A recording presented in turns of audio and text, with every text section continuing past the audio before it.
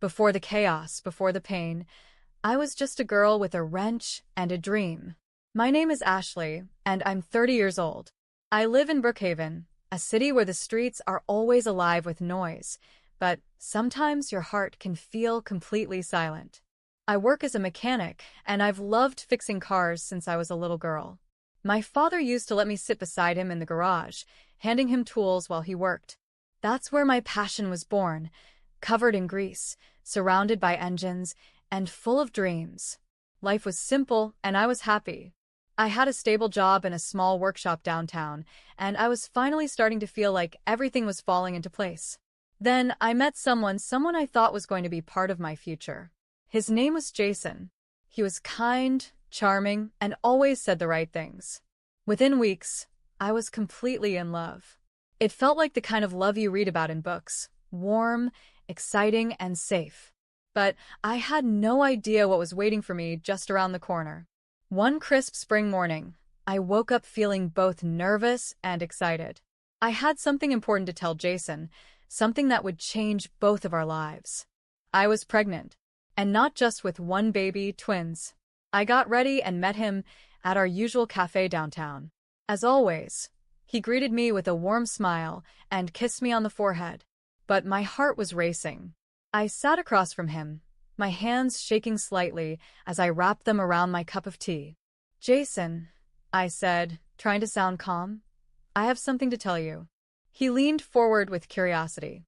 "I'm pregnant," I said, watching his eyes widen. "With twins." His smile faded. His face turned pale. For a few seconds, he said nothing at all. Then he stood up. "I need time to think," he mumbled, not even looking at me. "We'll talk later." Before I could respond, he turned and walked out of the cafe. I sat there, completely stunned. That night, I tried calling him again and again. No answer. I couldn't sleep. I just lay there staring at the ceiling, wondering why he'd reacted that way. What was going on? The next morning, I made a decision. I went to his house. I had to know the truth. But when the door opened, it wasn't Jason who stood there. It was a woman. She looked at me, confused. "Can I help you?" she asked. "I'm looking for Jason," I said softly. "I'm his girlfriend." Her expression turned cold. "I'm his fiancée," she replied, showing me a sparkling engagement ring. My world stopped. I don't even remember how I got home that day. Everything felt like a blur. The shock of learning that Jason had been lying to me all along, that he had a fiancée, was too much to process. I cried all night. I wasn't just heartbroken. I was terrified. I was pregnant with twins, and the man I loved had vanished from my life without a trace. I kept thinking, how am I going to raise 2 children alone? But then, something beautiful happened. My best friend, Mia, showed up the next morning without even being asked. She wrapped her arms around me and held me tight. "You are not alone," she said. "We're going to get through this together." Her words were exactly what I needed. Over the next few weeks, Mia became my lifeline. She cooked for me, stayed the night when I felt too low to be alone, and even helped me look for a better job. She knew the owner of a workshop across town and managed to get me an interview. At first, I didn't feel ready to face the world again. But then I looked in the mirror and touched my growing belly. I have to do this for them. The morning of the interview, I woke up early, pulled my hair back neatly, and wore the cleanest work shirt I had. My nerves were eating me alive, but I kept reminding myself I wasn't just doing this for me. I was doing it for my babies. The workshop was located in a busier part of Brookhaven. It was bigger than the one I used to work at and felt more professional. When I walked in, I was greeted by a woman named Nora, the owner. She looked confident and no-nonsense, the kind of woman who had probably built this place with her own 2 hands. We sat in her office as she asked me about my experience. I told her the truth about my years working as a mechanic, about my skills, and yes, even about being pregnant. I thought she might turn me away, but instead, she nodded slowly. "You start tomorrow," she said. I blinked in disbelief. "Really?" She smiled slightly. "Let's see what you've got." Mia, who had waited outside for me, squealed when I told her. "You got the job." I knew it, but deep down, I knew the real challenge was just beginning. On my first day at the new workshop, I arrived early. My stomach fluttered with nerves, but I stood tall and walked in with confidence, or, at least, the best version of it I could manage. I introduced myself to the team. Most of them were polite, but curious. I could see the doubt in their eyes, especially when they noticed I was pregnant. They probably thought I wouldn't last long. I didn't let it bother me. I rolled up my sleeves and got to work, changing brake pads, diagnosing engine problems, checking suspensions. It felt good to get my hands greasy again. With each job I completed, I noticed the glances from my coworkers slowly changing, from curiosity to quiet respect. Nora, my boss, was strict but fair. She didn't go easy on me just because I was pregnant. She expected quality, and I gave it my all. And honestly, I liked that about her. She reminded me that I was still strong. I was still capable. Even on the hardest days when my feet ached and my back throbbed, I kept going. Every bolt I tightened and every engine I fixed made me feel like I was rebuilding my life one piece at a time. I was more than just a mechanic now. I was a soon-to-be mom, a fighter, a woman on her own path. One evening, after a long shift at the workshop, I was driving home through a quieter part of Brookhaven. The sky was already dark, and the road ahead was nearly empty. That's when I saw him. A man was lying on the side of the road, his clothes torn, his body bruised, and blood trickling from his forehead. I slammed on the brakes and pulled over, heart racing. I jumped out and rushed to him. "Hey, can you hear me?" I asked, kneeling beside him. He barely opened his eyes. His lips moved, but I couldn't understand what he was saying. I knew I couldn't leave him there. With effort, I managed to help him into the passenger seat of my car. I didn't even think twice. I just drove straight to Brookhaven General Hospital. When we arrived, I ran inside yelling for help. Nurses came rushing out with a stretcher and wheeled him inside. I waited in the hospital lobby, shaken and breathless, my hands still trembling. I had no idea who he was, but something about the way he had looked at me, helpless, desperate, made it impossible to walk away. A nurse came out about an hour later. "He's stable," she said. "We've got him under observation." I breathed out in relief, but I didn't realize that helping this stranger would open the door to something much bigger than I ever expected. The next morning, I was late for work because of everything that happened at the hospital. When I walked into the workshop, Nora was waiting for me with crossed arms and a stern look. "Ashley, we can't afford delays," she said sharply. "I know, and I'm really sorry," I replied, trying to explain. "I found a man injured on the road last night. I took him to the hospital. He was in terrible shape." Nora's face softened for a brief second, but her voice stayed firm. "I appreciate that you helped someone, but we have rules here. I'm docking your pay for yesterday." It stung. I left work that day feeling like I had done the right thing but was being punished for it.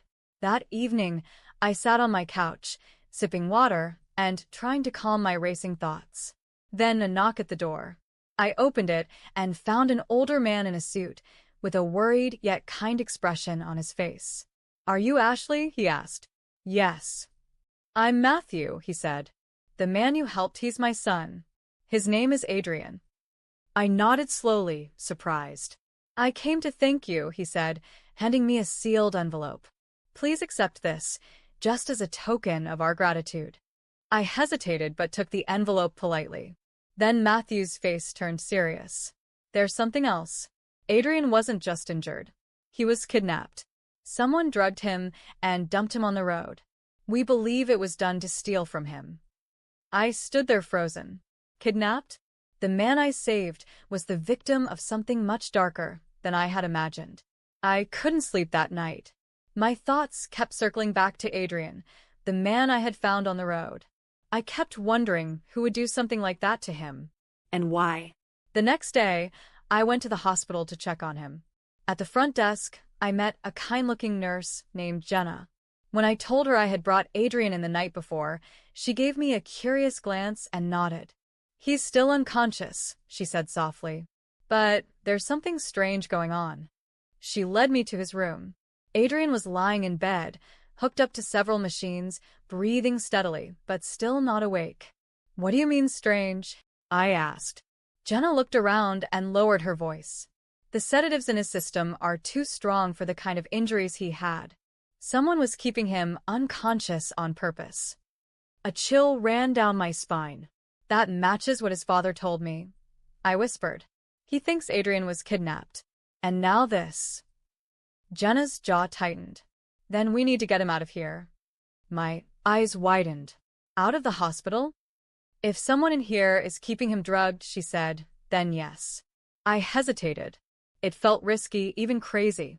But deep down, I knew she was right. Adrian wasn't safe here. That night, Jenna and I returned to the hospital. She used her access to turn off the monitors and unhook Adrian's carefully. Together, we wheeled him out using a service elevator and brought him to my car. My heart pounded the entire way home. I had never done anything like this before. Once we got to my apartment, I helped Jenna settle Adrian into the guest room. She said the sedatives would wear off slowly. All I could do now was wait and hope he would wake up. The next morning, I sat quietly beside Adrian's bed, watching the slow rise and fall of his chest. I hadn't slept much. My mind kept replaying everything: his kidnapping, the hospital, Jenna's warning. Every part of it felt surreal. Then I saw his fingers twitch. "Adrian," I said softly, leaning forward. His eyes fluttered open slowly, unfocused at first.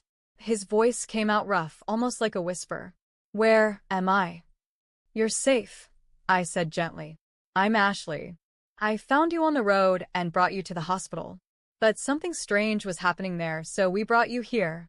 He blinked a few times, trying to take it all in. "You were kidnapped," I continued. "Your father told me. Someone was keeping you unconscious on purpose." Adrian's jaw tightened as he looked down, his voice still weak. "It was Ivan.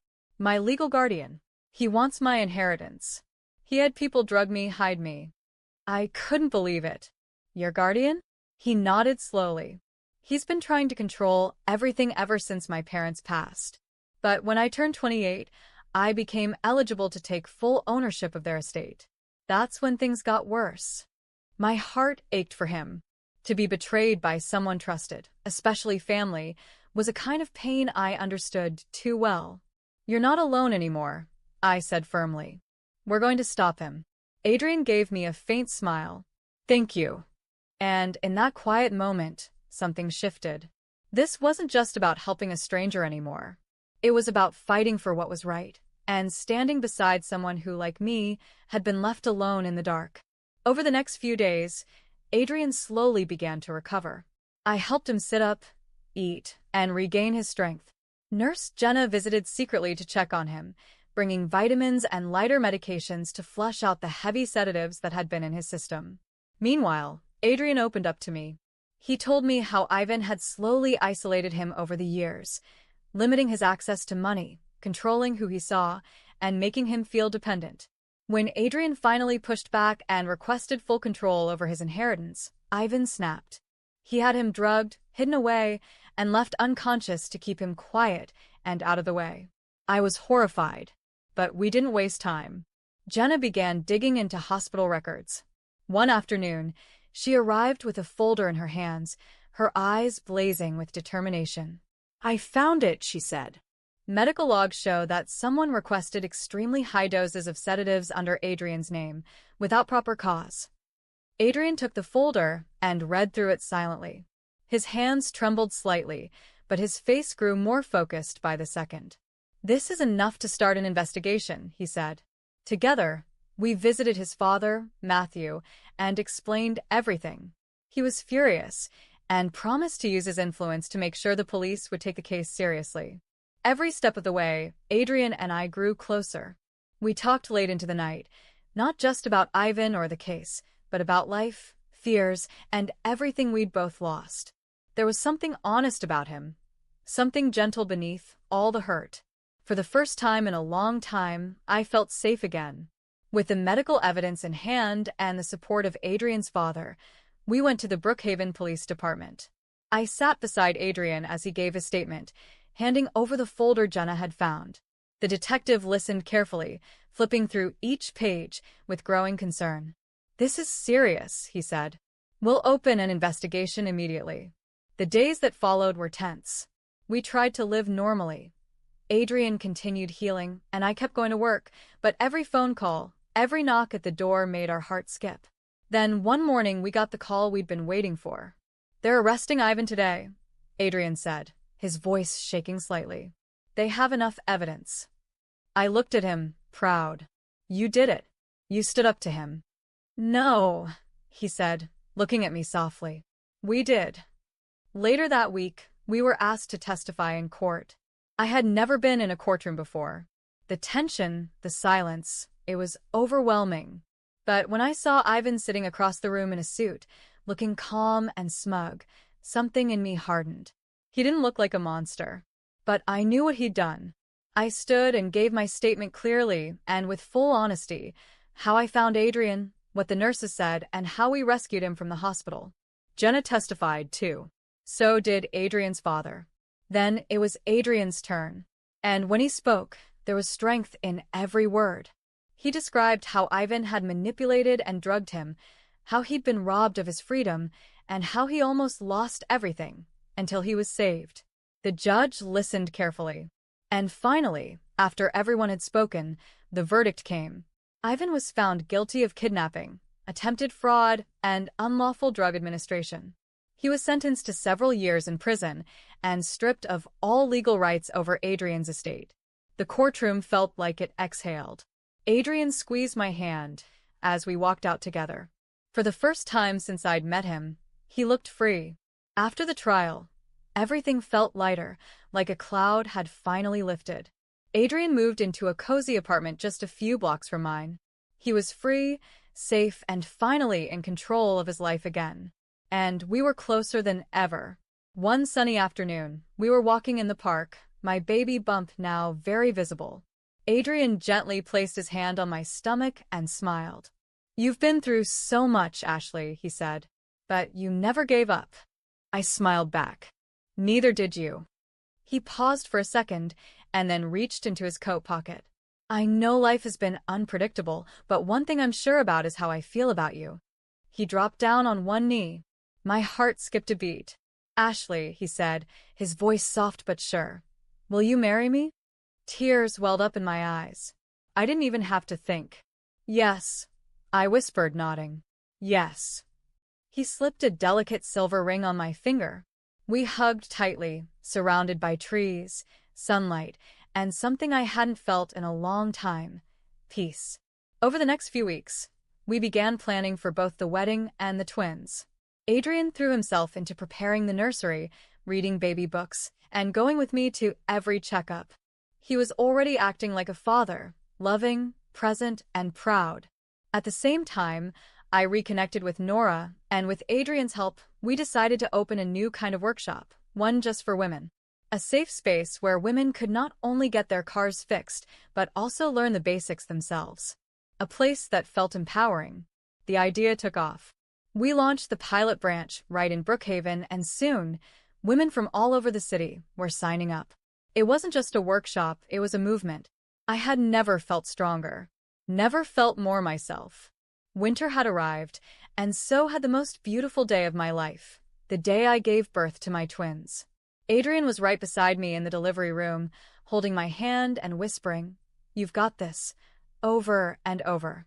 When I finally heard the cries of my two newborns, a boy and a girl, I felt my heart burst.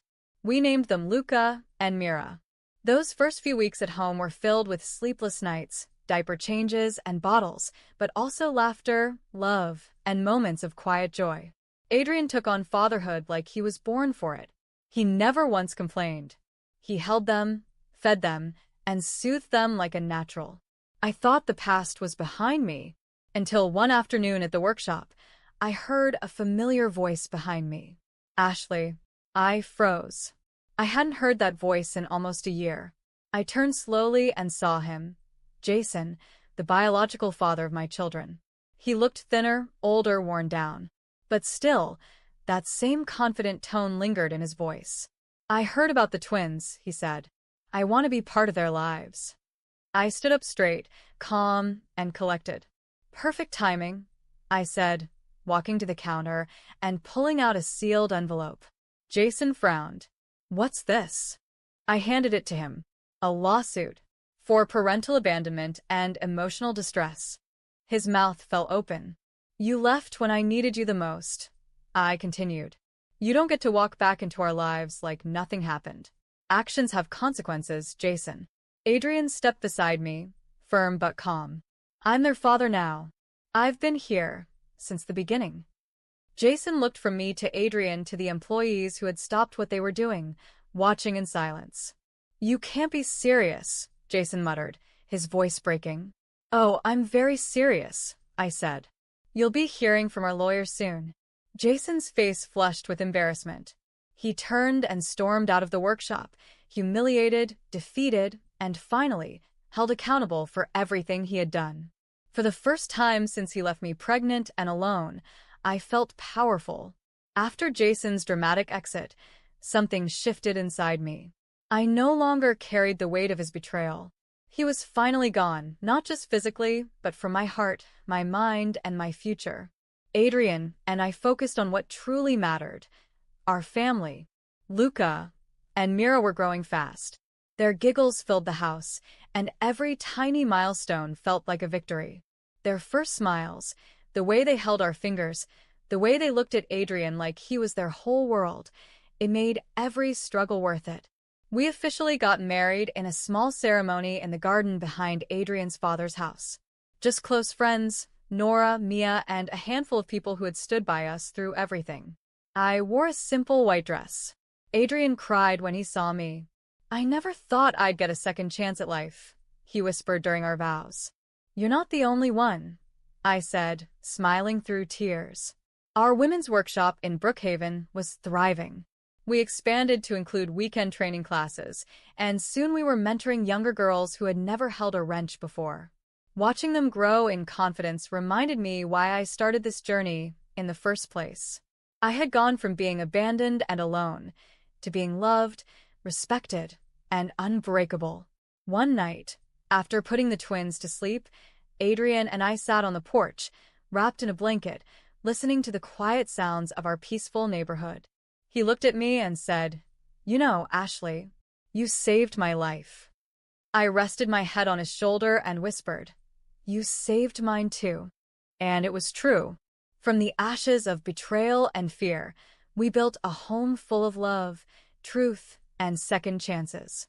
No matter what came next, I knew this much. We had already survived the worst together.